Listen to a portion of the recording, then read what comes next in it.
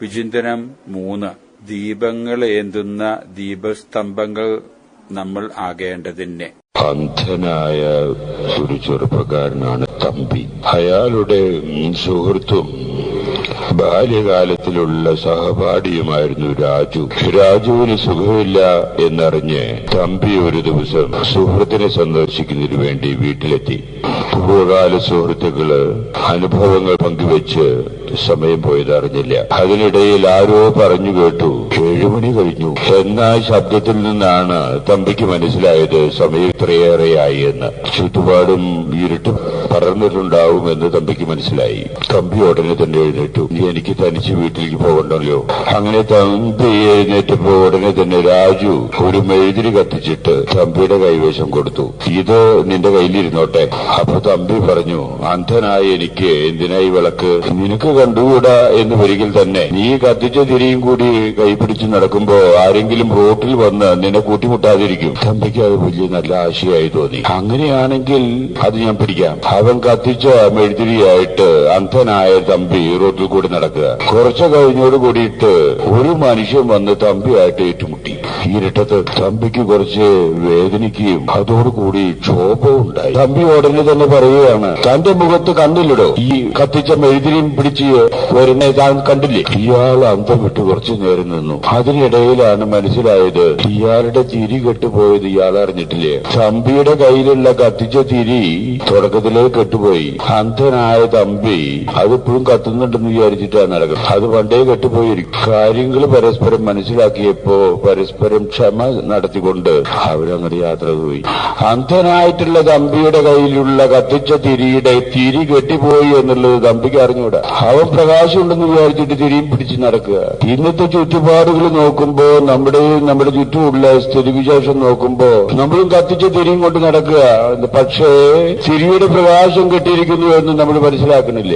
പ്രകാശം കൊടുക്കേണ്ട നമ്മളൊക്കെ തിരിയും ഉണ്ടെന്ന് വിചാരിച്ച് നടക്കുക. ലോകത്തിന്റെ മുമ്പില്, സമുദായത്തില്, ചുറ്റുപാടില് തിരിയും കൈപിടിച്ചാൽ നടക്കണേ. പക്ഷേ നമ്മളാകുന്ന തിരിയുടെ പ്രകാശം പണ്ടേ കെട്ടിയിരിക്കുന്നു എന്ന് നമ്മൾ മനസ്സിലാക്കുന്നില്ല. മറ്റുള്ളവർ മനസ്സിലാക്കുന്നു.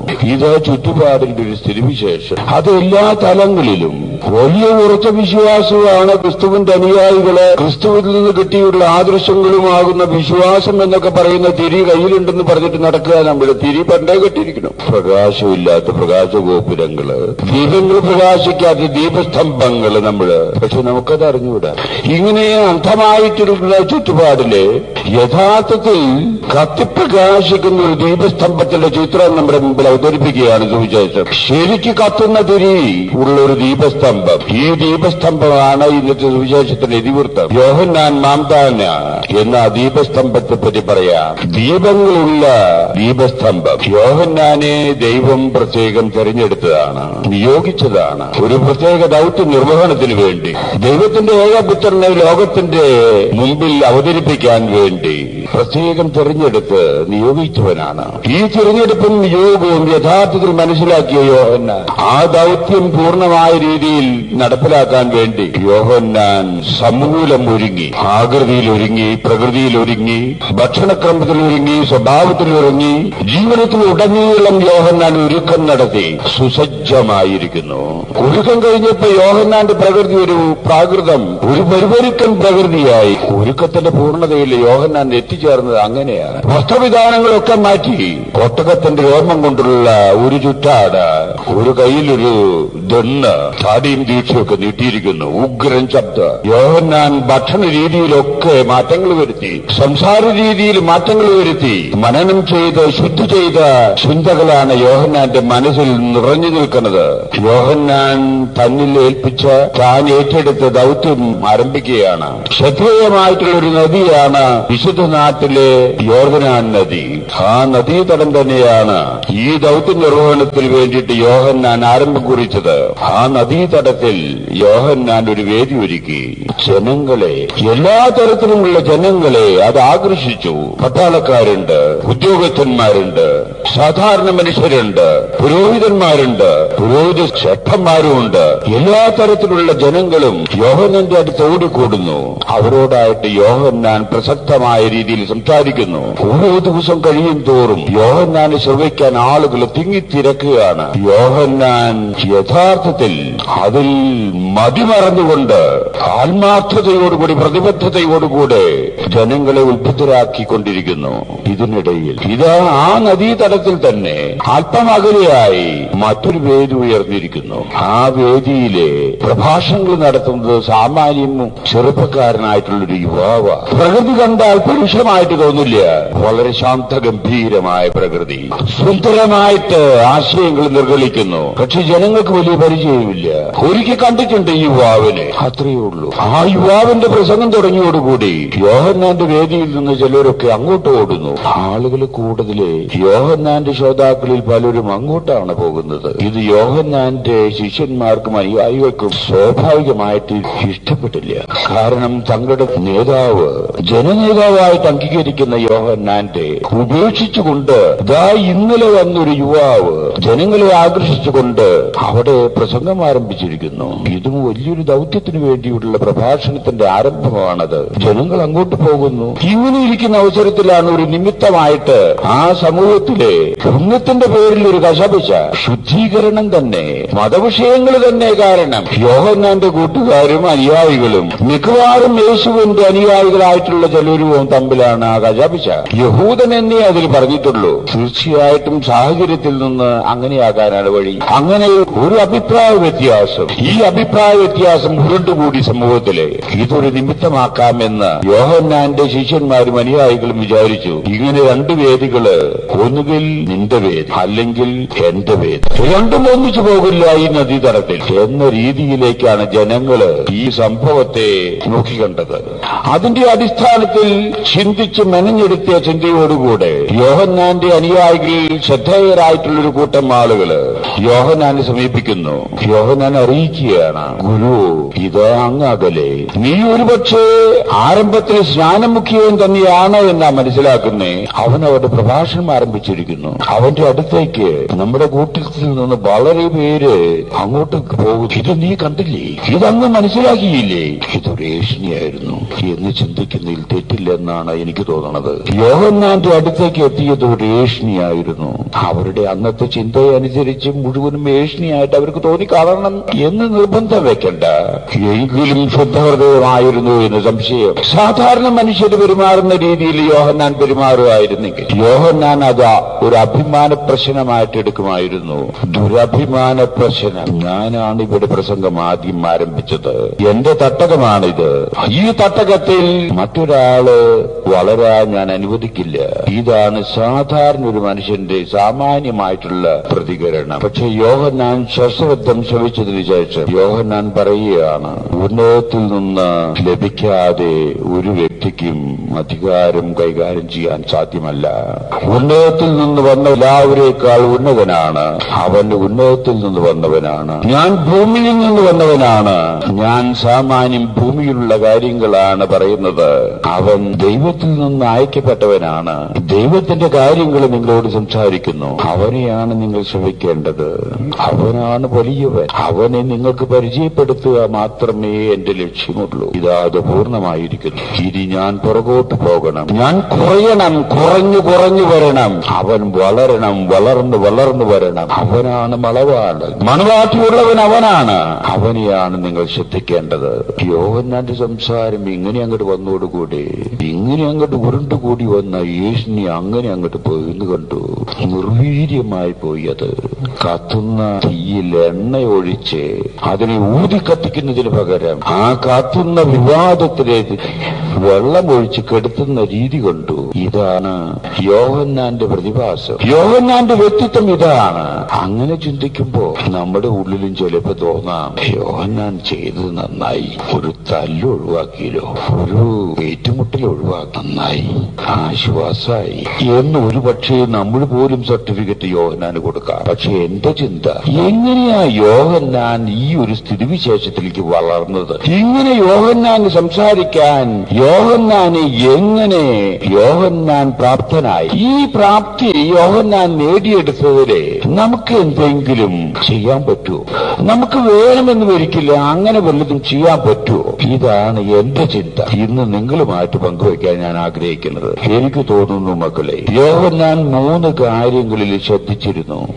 ഇത് സട്ടക്കൊട്ടയായിട്ട് സ്വർഗത്തിൽ നിന്ന് വന്ന് യോഹന്നാനെ കൊടുത്ത വാക്കുകളാകണമെന്ന് വിചാരിക്കുന്നത് അബദ്ധമാണ്. നമ്മെപ്പോലെ തന്നെ ഒരു മനുഷ്യൻ, അതും സാമാന്യ രീതിയിലെ ജീവിക്കാവുന്ന ചുറ്റുപാടിൽ ജീവിച്ച ഒരു മനുഷ്യൻ, മകനും മകളുമായിട്ട് ഏക സന്താനം, ഒരു സാമ്പത്തിക ഭദ്രതയുള്ള ഒരു കുടുംബത്തിൽ വളർന്നവനായ യോഹന്നാൻ എന്ത് ചോദിച്ചാലും ചെയ്തു കൊടുക്കാവുന്ന അപ്പനും അമ്മയും. ഈ ചെറുപ്പക്കാരന്റെ ചുറ്റുപാട് അതല്ല. ദരിദ്രമായിട്ടുള്ളൊരു കുടുംബം. സത്യത്തിൽ പറഞ്ഞാൽ അപ്പൻ കൊട്ടുടി എടുത്തിട്ട് കൊട്ടി എന്തെങ്കിലും കാശ് കിട്ടണം. അച്ഛനായ അപ്പൻ വളരെ ദരിദ്രമായിട്ടുള്ളൊരു ചുറ്റുപാട്, കഞ്ഞു കുടിക്കാൻ വകയില്ലാത്ത ചുറ്റുപാടിൽ നിന്ന് വളർന്നു വന്നവനാ ഈ യുവാവ്. ഇത്ര മേലിൽ നടിക്കാനൊന്നും ഈ യുവാവിനില്ല.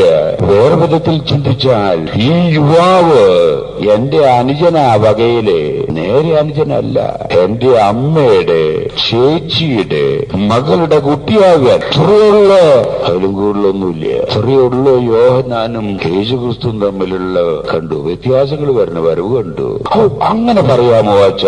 എന്താ അങ്ങനെ പറഞ്ഞാൽ? ഇന്ന് നമ്മൾ വിചാരിക്കുന്ന രീതിയിലും നമ്മൾ മനസ്സിലാക്കുന്ന രീതിയിലും അത്രയേറെ തീക്ഷ്ണമായിട്ടുള്ള ചിന്തകൾ യോഹന്നാനോ ഉണ്ടായിരുന്നു എന്ന് വിശ്വസിക്കാൻ എനിക്ക് വിഷമം.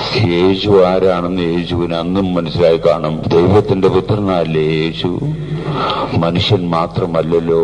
പക്ഷെ യോഹന്നാൻ കാര്യം ദൈവത്താൽ നിയോഗിക്കപ്പെട്ടവനാണ് എന്നൊരിക്കലും ആത്യന്തികമായിട്ട് മനുഷ്യനാണ്. യേശുവല്ല, ദൈവത്തിന്റെ പുത്രനല്ല, മനുഷ്യനാ. അപ്പൊ ആ തരത്തിൽ മാനുഷികമായ ചിന്തകളായിരിക്കും യോഹന്നാൻ നയിക്കാൻ ഇടവന്ന് കാണാൻ. ഇങ്ങനെ നയിക്കാൻ ഇടവരുന്ന യോഹന്നാൻ എങ്ങനെ ഈ തരത്തിൽ യോഹന്നാൻ ആയിത്തീർന്നു എന്നുള്ളതാണ് നമ്മുടെ ചിന്താവിഷയം. യോഹന്നാൻ 3 കാര്യത്തിൽ ശ്രദ്ധിച്ചിരുന്നു. ഒന്ന്, ആത്മവിശ്വാസം, അവനവനെ പറ്റി ഉത്തമമായിട്ടുള്ളൊരു ബോധ്യം യോഹന്നാനുണ്ടായി. സ്വയമായിട്ടുള്ള ഒരു അറിവ്, യാഥാർത്ഥ്യ ബോധത്തോടു കൂടിയുള്ള ഒരു അറിവ് യോഹന്നാൻ വളർത്തിയെടുക്കാൻ ശ്രമിച്ചു. ഇത് യോഹന്നാന്റെ ഒരുക്കത്തിന്റെ ആദ്യമായിട്ടും അധികമായിട്ടും യോഹന്നാൻ നടത്തിയ ഒരുക്കം. സ്വയമായിട്ടുള്ള ഒരു അവബോധം യോഹന്നാനിൽ ഉണ്ടാക്കാൻ വേണ്ടി യോഹന്നാൻ ശ്രമിച്ചു. ഞാൻ ആരാ? എന്റെ ദൗത്യം എന്താ? ഞാൻ എവിടുന്ന വന്നേ? എന്താ എന്റെ ഉദ്ദേശം? എന്താ ഞാൻ ചെയ്യേണ്ടത് എന്ന ഒരു ചിന്ത അത് വളർത്തിയെടുത്തു യോഹന്നാൻ. അപ്പൊ മനസ്സിലായി, ഞാൻ യേശുവല്ല, ഞാൻ പ്രവാചകനല്ല, ഞാൻ ആരുമല്ല, സമൂഹത്തിൽ എതിരപ്പെട്ടവൻ ആരുമല്ല, ഞാൻ വെറും അയക്കപ്പെട്ട ഒരു സ്വരം, മരുഭൂമിയിൽ വിളിച്ചു പറയാൻ വേണ്ടി അയക്കപ്പെട്ട ഒരു സ്വരം, അത്രയുള്ളൂ ഞാൻ എന്ന് ആർക്ക് മനസ്സിലായി? യോഹന്നാന് തന്നെ മനസ്സിലായി. പക്ഷെ മറ്റുള്ളവര് യോഹന്നാൻ യേശുവാണോ എന്ന് വിചാരിച്ചിട്ട് സംശയം ചോദിക്കാനാ വരണത്.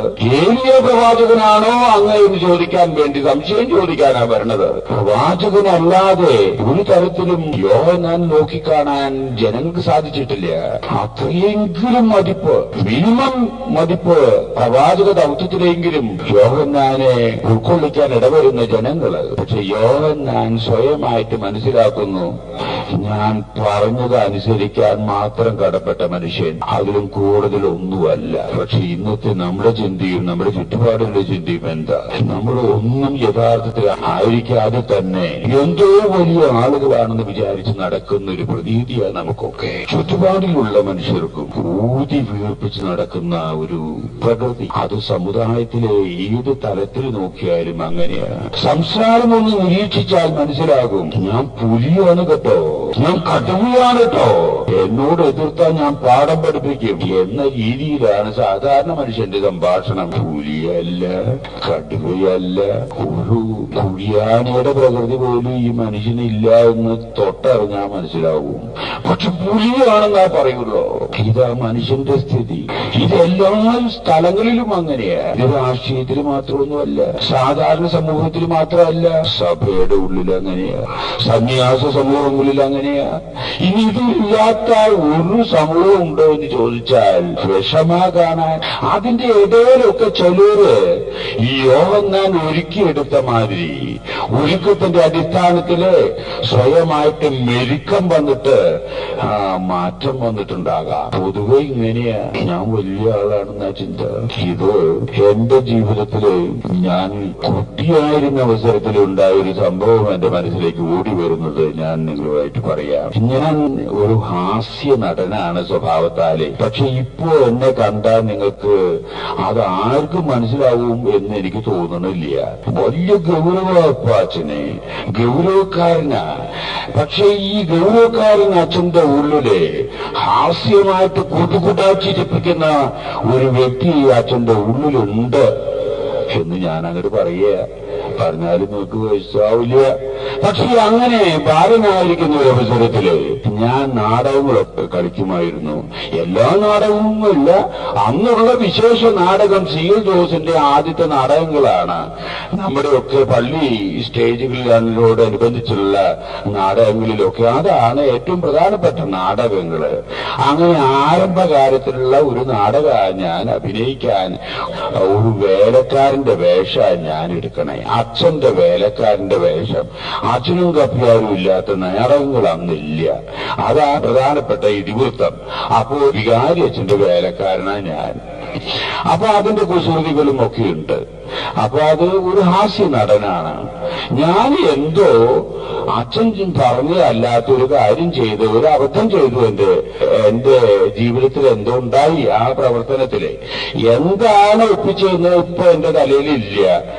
കാരണം ഒരു 10-55 കൊല്ലം മുമ്പുള്ള കാര്യങ്ങളാ ഇപ്പൊ ഈ പറയണത്. നാടകത്തിലെ അച്ഛൻ സ്റ്റേജിൽ വന്നിട്ട് എന്നോട് അല്പം നീരസപ്പെട്ട് സംസാരിക്കണം. എനിക്കത് ഇഷ്ടായില്ല. അച്ഛന്റെ വേലക്കാരനാ ഞാൻ. എനിക്കിഷ്ടായില്ല അച്ഛന്റെ സംഭാഷണം. അച്ഛനോട് ഞാൻ പറയുക, അച്ഛനാ വേണമെങ്കിൽ എന്റെ കൂടെ ജീവിച്ചോ. എന്തുട്ടപ്പോ പറഞ്ഞ് നാടകത്തിലുള്ള ഡയലോഗാണ് ഞാൻ ഫിറ്റ് ചെയ്തത്. അച്ഛനും വേണമെങ്കിൽ എന്റെ കൂടെ ജീവിച്ചോ, ഞാൻ ഇങ്ങനെ പെരുമാറുള്ളൂ. അച്ഛനാ എനിക്ക് കാശ് തരണേ, അച്ഛനാ എന്നെ ജോലിക്ക് വെച്ചിരിക്കണേ. ആ ജോലിക്ക് വെച്ച് കാശ് തരുന്ന അച്ഛൻ പറയുമ്പോഴാണ് ഞാൻ ജീവിക്കേണ്ടത്, ഞാൻ പെരുമാറേണ്ടത്. എന്റെ ഭാഗത്തുനിന്ന് വന്ന അബദ്ധം ഞാൻ സമ്മതിക്കാൻ തയ്യാറില്ലാതെ ഞാൻ നാടകത്തില് ഡയലോഗ് ഫിറ്റ് ചെയ്യാണ്. അച്ഛന് ആവശ്യമുണ്ടെങ്കിൽ എന്റെ കൂടെ ജീവിച്ചോന്ന്. ഇത് നാടകത്തില് അന്നുണ്ടായേ, ഇന്ന് നാടകത്തിലല്ലെന്ന്. ഇന്ന് സാമാന്യ ജീവിതത്തില് ഇതിന്റെ രീതി അനുസരിച്ച് വർത്താൻ എല്ലാ തലത്തിലും വളരെ ബുദ്ധിമുട്ടി ക്ലേശിച്ച് പിശുക്കും പിടിച്ച് മക്കൾക്ക് വേണ്ടി അധ്വാനിച്ച് 4 കാശുണ്ടാക്കിയ അപ്പൻ വാർദ്ധക്യത്തിൻ്റെതായിട്ടുള്ള ചില ചുറ്റുപാടുകളും വന്നപ്പോ ഏക മകൻ അപ്പനോട് പറയാ, വേറെങ്ങ അവിടെ കിടന്നു, അല്ലെങ്കിൽ ഞാൻ അനാഥാലയത്തിൽ കൊണ്ടാക്കുകയാണ് കേട്ടോ. എന്തൊട്ട് പോയി പറഞ്ഞേ. ഇതാ എല്ലാത്ത സ്ഥിതി. ഇത് വീട്ടിൽ തന്നെയൊന്നുമല്ല, ഇതിപ്പോ എല്ലാ സ്ഥലത്തും തന്നെയാ. ഞാൻ ഇതിന്റെ പൊള്ളത്തരം മനസ്സിലാക്കി. എന്നിട്ട് സ്വയമായിട്ട് മനസ്സിലാക്കി ഞാൻ ആരാ, ഞാൻ ഇവിടുന്ന് വന്നേ, ഞാൻ എന്താ ചെയ്യണ്ടേ, എന്താ എന്റെ ഉത്തരവാദിത്വം, ഞാൻ പാലിച്ച കാര്യങ്ങൾ നടത്താനുള്ളതാണോ, അതോ ഞാൻ നടത്തേണ്ട കാര്യം എന്താണ്. അതിലങ്ങോട്ട് ഒതുങ്ങുക. അത് യോഹന്നാൻ സംസാരത്തിൽ അങ്ങോട്ട് പറയുക. ആ രീതിയിൽ യോഹന്നാൻ അങ്ങോട്ട് ജീവിക്കുക. രണ്ടാമത്തെ കാര്യം യോഹന്നാൻ ചെയ്തത്, സ്വന്തം പരിമിതികളെ പറ്റി തികഞ്ഞ അവബോധം യോഹന്നാൻ വളർത്തിയെടുത്തു. സ്വന്തമായിട്ടുള്ള പരിമിതികളെ പറ്റിയുള്ള തികഞ്ഞ അവബോധം. ഞാൻ മണവാളനല്ല, എനിക്ക് മണവാട്ടിയില്ല. മണവാളന്റെ അവനാ, മണവാട്ടിയുള്ളവനാ മണവാളൻ. അവനെ നിങ്ങൾ ശ്രദ്ധിക്കുക. ഞാൻ യേശുവല്ല. യേശുവിനെ നിങ്ങൾക്ക് പരിചയപ്പെടുത്തി കൊടുക്കാൻ വേണ്ടി വന്നുള്ളൊരു സ്വരാ ഞാൻ. അത്രയുള്ളൂ. എന്നെയല്ല നിങ്ങൾ ശ്രമിക്കേണ്ടത്, ഞാൻ അവന് ശ്രമിക്കേണ്ടതിന് വേണ്ടി നിങ്ങളെ ഒരുക്കാനാ ഞാൻ വന്നിരിക്കണേ. ഒരുക്കം പൂർണ്ണമായി നിങ്ങളൊക്കെ അവിടേക്ക് പോവുക. സ്വയമായിട്ടുള്ള പരിമിതികളെ സംബന്ധിച്ചിടത്തോളം തികഞ്ഞ അവബോധം. ഈ പരിമിതികള് ആരോഗ്യത്തിന്റെ കാര്യത്തിലാകാം, ഈ പരിമിതികള് സമ്പത്തിന്റെ കാര്യത്തിലാകാം, ഈ പരിമിതികള് കഴിവിന്റെ കാര്യത്തിലാകാം, ഈ പരിമിതികള് ചുറ്റുപാടിന്റെ അടിസ്ഥാനത്തിലാകാം, ഈ പരിമിതികള് പാണ്ഡിത്യത്തിന്റെ അടിസ്ഥാനത്തിലാകാം. ഏതടിസ്ഥാനത്തിലും സ്വയമായിട്ടുള്ള പരിമിതികള് അംഗീകരിക്കാൻ യോഹന്നാൻ യോഹന്നാന് തന്നെ ഒരുക്കി. ഇതാണ് യോഹന്നാൻ ചെയ്തത് രണ്ടാമത്തെ കാര്യം. മൂന്നാമത്തെ കാര്യം യോഹന്നാൻ ചെയ്തത് അപരനെ അംഗീകരിക്കാനുള്ളൊരു മനസ്സ് വളർത്തി. യോഹന്നാനെ സംബന്ധിച്ച് അപരൻ യേശുക്രിസ്തുവാ. ഈ അപരൻ എന്നെ വെട്ടിനിരത്താനുള്ളവനാണ് എന്നൊരു ചിന്തയല്ല യോഹന്നാൻ വളർത്തിയത്. ഈ അപരനാണ് വളരേണ്ടത്. അപരനെ അംഗീകരിക്കുന്നതിനുള്ളൊരു മനസ്ഥിതി യോഹന്നാൻ ചെറുപ്പത്തിലെ വളർത്തിയെടുത്തു. ഇതാ സത്യം. ഈ മൂന്ന് കാര്യങ്ങളിൽ നമ്മൾ ശ്രദ്ധിക്കുകയാണെന്ന് വിചാരിക്കുക. അത് വളർച്ചയിലെ ഈ കാലഘട്ടത്തിൽ തന്നെ നമ്മളൊന്ന് ശ്രദ്ധിക്കുകയാണെന്ന് വിചാരിക്കുക. ഓരോ ദിവസവും കഴിഞ്ഞ ദിവസങ്ങളൊക്കെ പോകട്ടെ, ശേഷിച്ച എത്രയെങ്കിലും ദിവസം കാലങ്ങൾ നമുക്ക് ജീവിക്കാനുണ്ടെങ്കിൽ സ്വയമായിട്ടുള്ളൊരു അവബോധം, ഞാൻ ആരാണെന്നുള്ള തികഞ്ഞ അവബോധം, എന്റെ പരിമിതികളെ കുറിച്ചുള്ള തികഞ്ഞ ബോധ്യം, അപരനെ അംഗീകരിക്കാനുള്ളൊരു മനസ്സ്, ഇത് മൂന്നുമുണ്ടെങ്കിൽ നമ്മുടെ ദീപം കത്തും, നമ്മുടെ തിരി തെളിയും. ഇത് മൂന്നുമാകുന്ന തിരികൾ തെളിച്ചു നിൽക്കുകയാണ് യോഹന്നാൻ. ധനവ കാലഘട്ടത്തിന്റെ അവസാന നാടുകളിലേക്ക് എത്തിയിരിക്കുന്ന നമുക്ക് അനുധാവനം ചെയ്യാനുള്ള ദീപസ്തംഭമാണിത്. ഇതാണ് നമ്മുടെ ദീപം. സ്വയമായിട്ടുള്ള അവബോധത്തിലേക്ക് നമ്മൾ വളരണം.